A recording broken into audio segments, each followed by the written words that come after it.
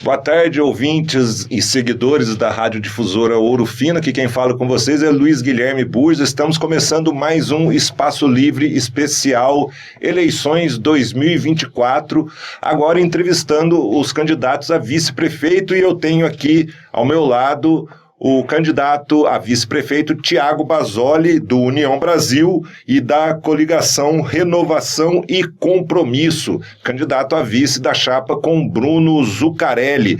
Boa tarde, Thiago, bem-vindo ao Espaço Livre. E vamos começar aqui a entrevista, lembrando a todos que essa entrevista tem 25 minutos que já estão correndo e será exibida como se fosse ao vivo. É uma entrevista gravada, mas será exibida na íntegra como se fosse ao vivo. Então já vamos começar as perguntas para não perder esse tempo.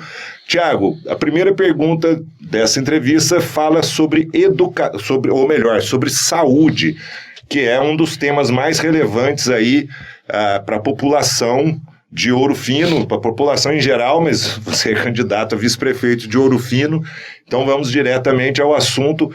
Qual é o plano, o que o plano de governo da chapa que você faz parte tem sobre esse tema da saúde? O que vocês trazem para a população de Ouro Fino sobre esse tema tão caro à nossa população? Uma boa tarde, Luiz Guilherme, boa tarde aos rádio ouvintes da Difusora. O tema saúde, principalmente quando a gente vai falar sobre o nosso plano de governo, ele tem que ser prioridade, porque a saúde hoje ela representa um gasto alto do nosso município. Até a gente trouxe os dados que só no ano de 2023 foi gasto mais de 31 milhões com a saúde aqui em Ouro Fino. Para vocês terem ideia, no nosso município, a gente ultrapassa um pouco o limite pré-estabelecido pela Lei de Responsabilidade Fiscal. A Lei de Responsabilidade Fiscal coloca que é 15% o gasto com saúde, e nós estamos aí batendo 25% a 30% dependendo dos anos. Os anos que gastaram um pouco menos foram entre 2017 e 2018, e a partir de 2020, 2021 a 2023, os gastos ultrapassaram sempre na cerca de 22 milhões, 25 milhões e 30 e 31 milhões. Isso quer dizer o seguinte, que saúde é algo que realmente Ouro Fino precisa priorizar. Dentro dessa ótica, quais são os principais gargalos que a gente tem percebido em relação à saúde? Eu, como vereador, ainda em mandato, bati muito em cima da questão do cumprimento das horas dos médicos dos PSFs. Que o que acontece? Muito da sobrecarga dos pronto-socorros, tanto da Santa Casa quanto do pronto-socorro municipal, se devia aos médicos não estarem trabalhando nos PSFs.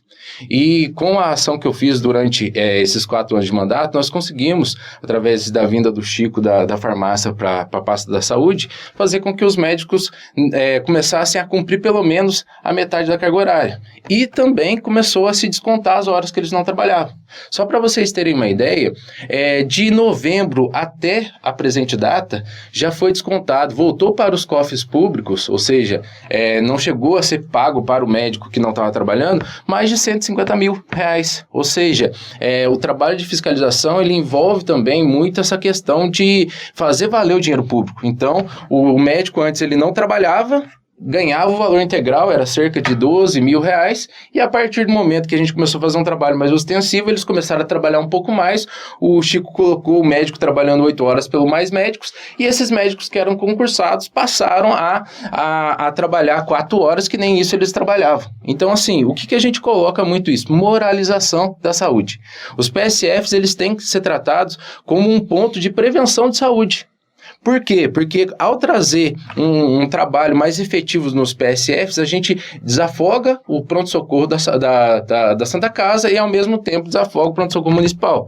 E uma das ideias nossas também é viabilizar a unificação do pronto-socorro, pelo menos no sentido da filtragem. Por quê? Às vezes você chega no pronto-socorro municipal, eles mandam você no pronto-socorro da Santa Casa, ou vice-versa. Precisaria ser para trazer, porque saúde não se brinca, a gente não tem muito tempo para perder. Quem está sofrendo com a saúde, ele precisa ser resolvido o problema dele logo. Filas e filas, mais de 1, 2, 3 horas atendendo. Então, assim, o ponto principal que a gente coloca é que o pronto-socorro ele tem que ter a cobertura de pelo menos 2 médicos por turno. e, se possível, a unificação com a Santa Casa. Por quê? Ao unificar com a Santa Casa o pronto-socorro, a gente consegue também dar mais, digamos assim, qualidade de prestação de serviço para a população lá na ponta. E não fica essa confusão. Às vezes é um cadeirante que chega e é colocado lá no pronto-socorro municipal. Ele precisa ser deslocado até a Santa Casa, daí precisa que a ambulância leve ele até a entrada da Santa Casa. E isso gera uma perda de tempo muito grande. Então, assim, a prioridade nossa é fazer valer o recurso público. A prefeitura, nesse exercício, ela acertou trazendo o Chico da Farmácia. O Chico da Farmácia, ele trouxe moralização, ele trouxe um trabalho que realmente é eficaz. Mas um dos pontos que a gente coloca também é que saúde sempre precisa melhorar. Saúde sempre precisa ser prioridade para o nosso município.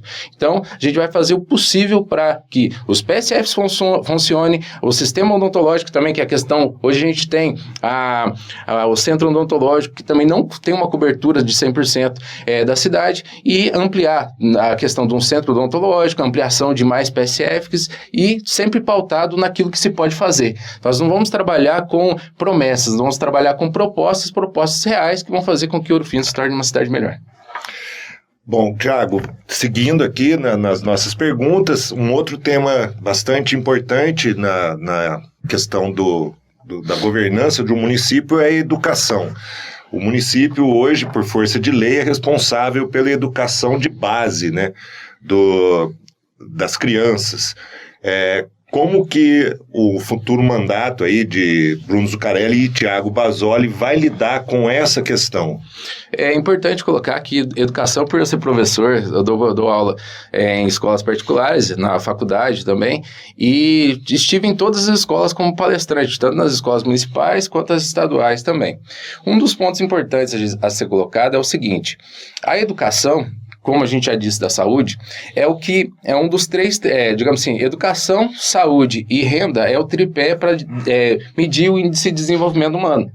Hoje, para vocês terem ideia, o IDH de Ouro Fino é 0,722. O que isso significa? Que ele é inferior ao nacional, que hoje o nacional é 0,760. E o que isso quer dizer? Quer dizer que em educação a gente está abaixo, em saúde a gente está abaixo e em renda piorou. Nesse ponto, o que a gente tem que priorizar? Os gastos com educação, nós fizemos um levantamento. De 2017 a 2023, houve uma evolução de gastos com a educação que mostra que a educação precisou ser prioritária. Ainda mais nessa questão do número de laudados hoje, de crianças que precisam de acompanhamento, precisou contratar mais professores, mais monitores, e nisso acabou que a prefeitura ela não cresceu de forma, principalmente nessa parte da educação, de forma estratégica. Por quê? Porque a pasta da educação hoje, ela é educação, esporte, cultura e turismo, tudo dentro de uma pasta só. Isso faz com que não tenha um olhar específico para a educação e nem para as outras pastas. Então, dentro da nossa proposta é o quê? Separar a pasta da cultura e do turismo para a pasta de desenvolvimento econômico, e a pasta da educação ela ficar atrelada com a educação e esporte, porque daí ela tem uma visão um pouco mais direcionada. A partir disso, só para vocês terem uma ideia, foi esse gasto de 2017 a 2023, a média dá 24% com educação. A lei de responsabilidade fiscal, ela traz que tem que ser gasto 25% com educação.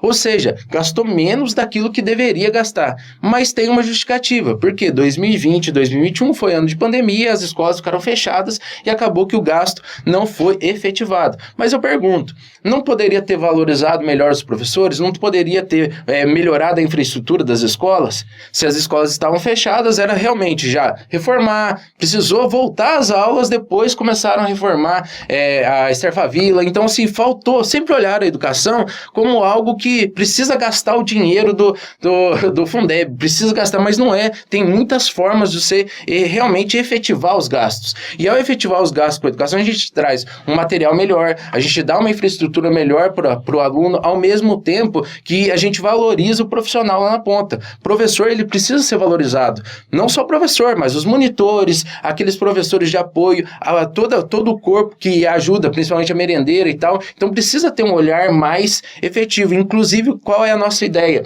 Criar um plano de carreira específico para a área da educação. Separar a pasta dos recursos humanos só para cuidar de educação. Por quê? Porque é uma das pastas que mais tem funcionário.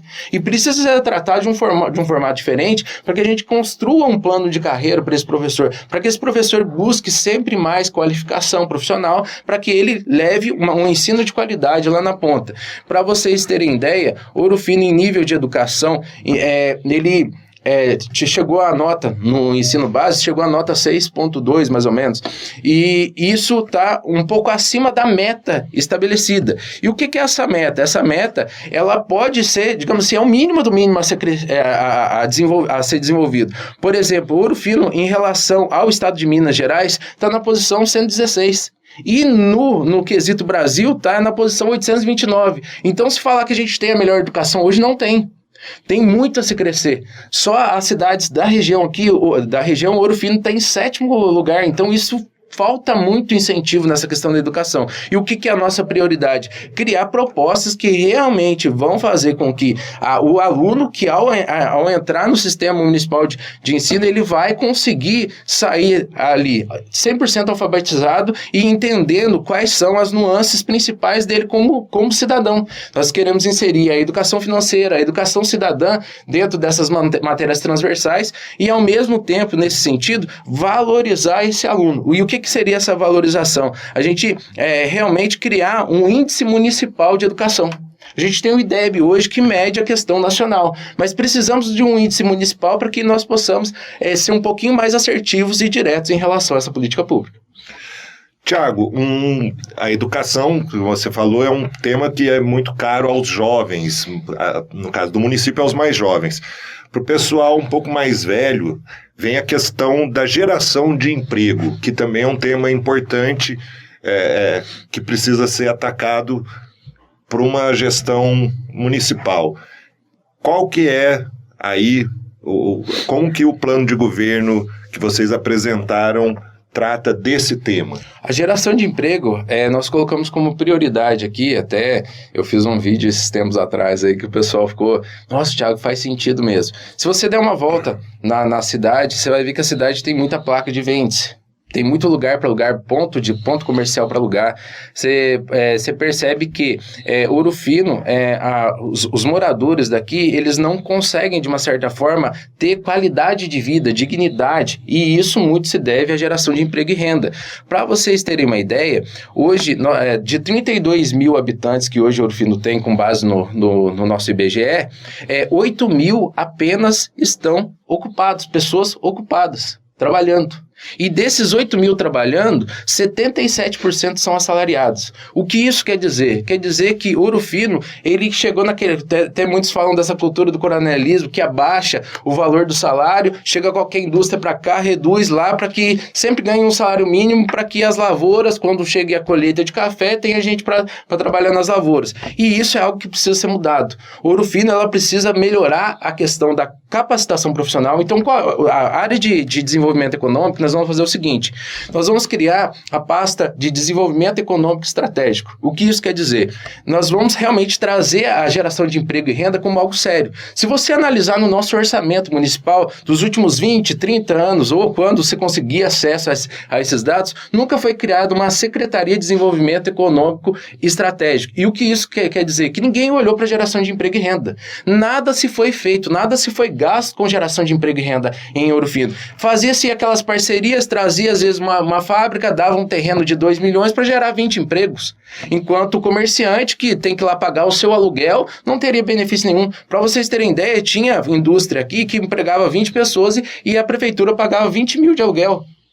Então, assim, falta essa questão de estratégia e trazer isso como se fosse realmente algo pautado para o desenvolvimento da cidade. Então, o que é a nossa ideia? Nós vamos criar a pasta de desenvolvimento econômico estratégico, trazer a pasta da cultura e do turismo, que cultura e turismo geram emprego e renda, e separar eles por tópicos. Primeiro, capacitação profissional. Trazer SESI, Senai, Sebrae, o Senac, Senar, trazer esses sistemas que vão trazer uma qualificação profissional mais efetiva, porque hoje em em Ouro Fino a gente não tem uma qualificação profissional técnica. A gente tem o Instituto Federal Inconfidentes e tem a ASMEC aqui em Ouro Fino, mas ainda não é aquilo que faz com que o profissional hoje seja qualificado suficientemente para receber mais. Então, primeiro, vamos capacitar a população, dar condições para que ela possa realmente pleitear melhores salários, e a partir disso nós vamos criar dentro dessa parte de desenvolvimento econômico a área do comércio, serviço e indústria.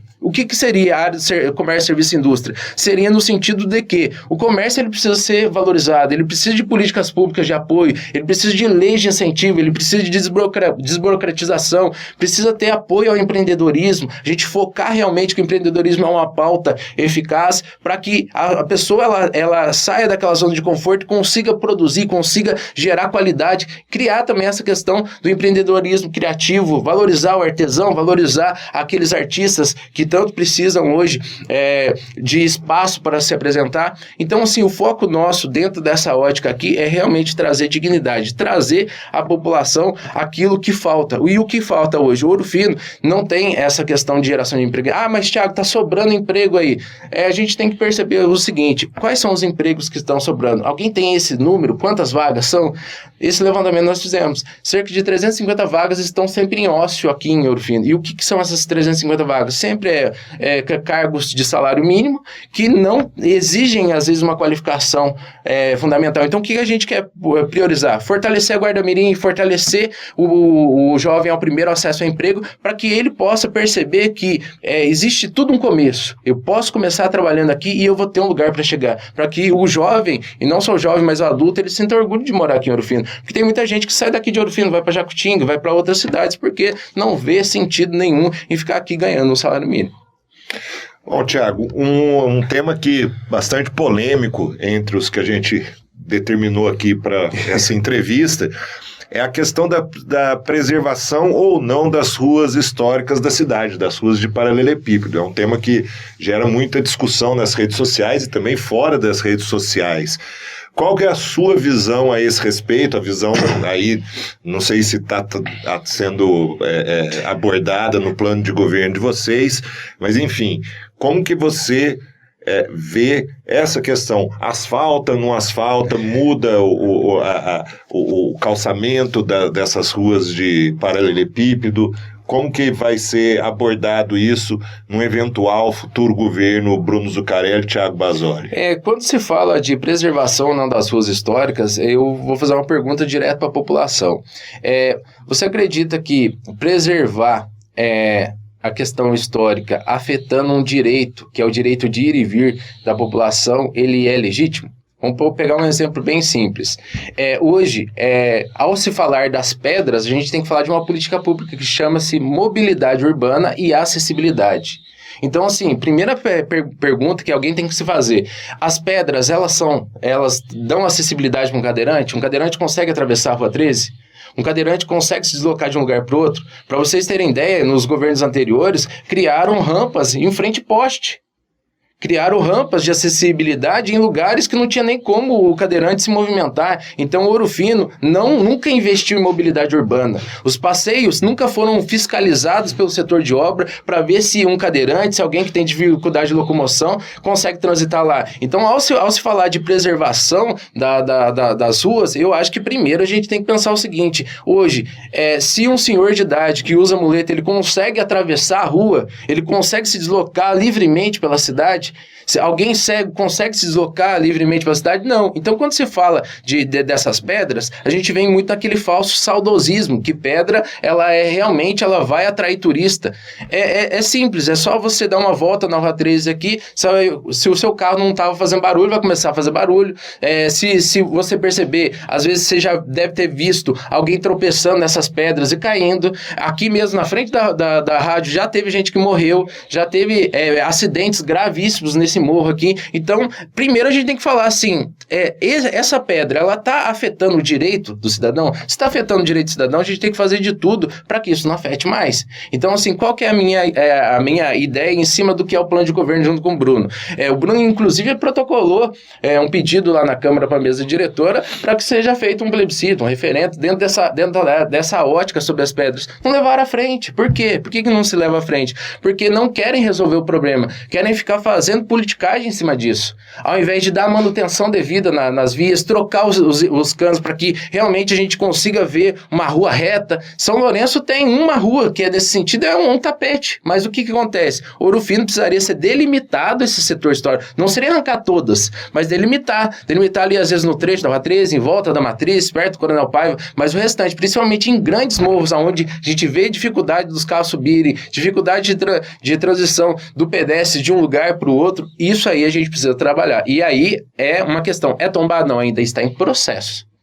Então, se existe a possibilidade, sim, de ser feito um trabalho, ainda mais se a população, dentro de uma votação, for a favor. Então, isso que a gente vai fazer. A gente vai lutar pelo direito de ir e vir da população. Bom, Thiago, essas foram as perguntas que a gente delimitou numa reunião, que inclusive você veio representando a sua coligação. Você tem agora 4 minutos e meio para fazer as suas considerações finais aqui nessa entrevista. É importante até deixar esse espaço um pouco mais corrido para que tenha mesmo um pouco de tempo. Eu queria hoje falar diretamente para você, cidadão, que está cansado, realmente está cansado da situação política na nossa cidade. Por que cansado? Porque a gente vê sempre as mesmas pessoas, sempre os mesmos sobrenomes, sempre as mesmas questões assim, de sogro passando para genro, de pai passando para filho, e uma das coisas que a gente percebe é o quê? Se continuar esse formato de política, sempre estarão as mesmas pessoas no poder. E a democracia, ela é um direito seu de escolha. Então, ao escolher os candidatos, preze sempre pelas propostas, observe o histórico, observe a vida política. Vou colocar um exemplo bem simples, a minha vida mesmo, eu nunca fui político, eu não tenho um sobrenome de riqueza, eu não vim de uma família rica, eu não vim, digamos assim, de uma família onde tinha mais de 3, 4 gerações de políticos. Eu estou construindo a minha vida política nessa geração que eu posso colocar. Por quê? Porque eu vi que Ouro Fino é uma cidade que ela está estagnada e a gente precisa mudar esse cenário. Para vocês terem ideia, Jacutinga, de 2010 para cá, superou Ouro Fino em relação ao PIB, em relação ao movimento econômico que aconteceu lá. E lá foi uma força política, lá chegou o gasoduto e aqui não. Pra você ter ideia, estão fazendo força para trazer o gasoduto de Extrema para Pouso Alegre, mas não fizeram nenhum mínimo de esforço político para trazer para Ouro Fino. Ouro Fino, ele precisa sair dessa zona de estagnação. Ouro Fino é uma cidade com 275 anos que ainda não conseguiu trazer setores estratégicos para trabalhar políticas públicas de qualidade para você, cidadão. Então, o que a gente tem que perceber nesse sentido? Ouro Fino tem muito a se fazer ainda. Nós temos, para você ter ideia, uma previsão de arrecadação para o ano que vem de 150 milhões para o ano de 2026, 155 milhões e para o ano de 2027 uma previsão de 159 milhões. É um dinheiro que, se você for analisar as outras cidades, é quase o mesmo patamar de arrecadação. Por que Ouro Fino não desenvolve, Jacutinga desenvolve, Monte Sião desenvolve, outras cidades estão desenvolvendo? Por falta de gestão eficaz.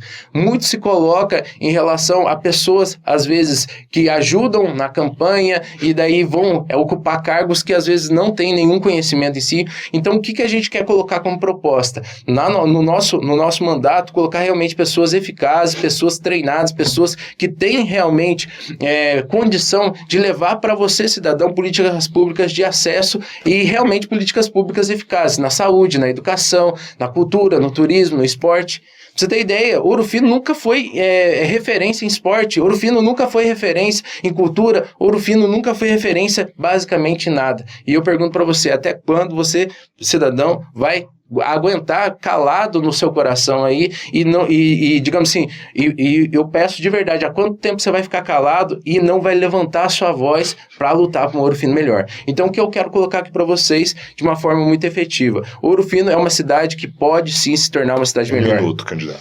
É uma cidade que eu tenho orgulho de ter nascido aqui. Eu sou ali do bairro do Alto, eu nasci no bairro do Alto, sempre vi, e um detalhe importante, eu não estou num lugar de privilégio que as minhas férias eu vou passar na Argentina, que eu vou passar em qualquer outro lugar, eu passo as minhas férias aqui, eu vivo aqui, todos os finais de semana aqui, eu empreendo aqui.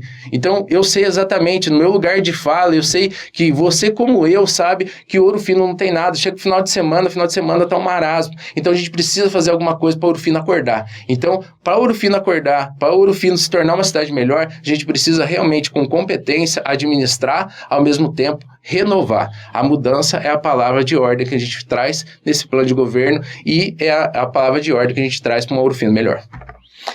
Muito obrigado, Thiago. E nós terminamos aqui mais este Espaço Livre especial Eleições 2024. E você segue na programação da Difusora Ouro Fino. Uma boa tarde a todos.